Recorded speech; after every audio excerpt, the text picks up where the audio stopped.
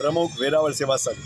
વેરાવળની અંદર વૈષ્ણવો ઘણા છે અને જેઓ સતત નાથ દ્વારા જતા હોય એવી સંખ્યા પણ બહુ છે.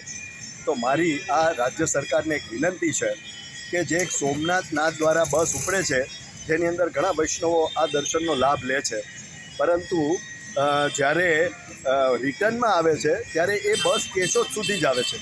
તો સવારમાં બાળકો, મહિલાઓ અને સિનિયર સિટીઝન એ કેશોદથી કેવી રીતે વેરાવળ કે સોમનાથ પહોંચે એક પ્રશ્ન હોય છે.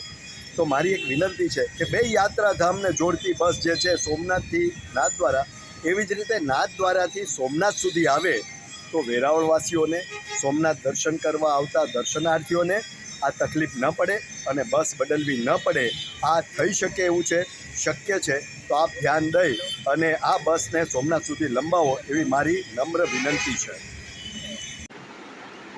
હું સોની ગીતાબેન ડી ચલ્લા સોમનાથ મહાદેવ મંદિરે દર્શન આવતા યાત્રિકોને દર્શનાર્થીઓ મુસાફરીને એસટી તંત્ર દ્વારા સ્લીપિંગ ક્રોસ બસ સેવા, સોમનાથથી મુંબઈ મહારાષ્ટ્ર, સોમનાથ ઉજ્જૈન રૂટ, સોમનાથ જામનગર બેટ દ્વારકા રૂટ, જે વેરાવળ સોમનાથ વિસ્તારના સિનિયર સિટીઝનો અને દર્દીઓને જામનગર હોસ્પિટલ સારવાર માટે અવર જવરમાં ખૂબ જ ઉપયોગી થઈ શકે તે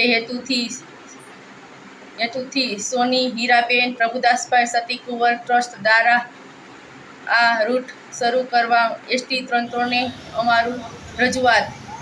જય સોમનાથ.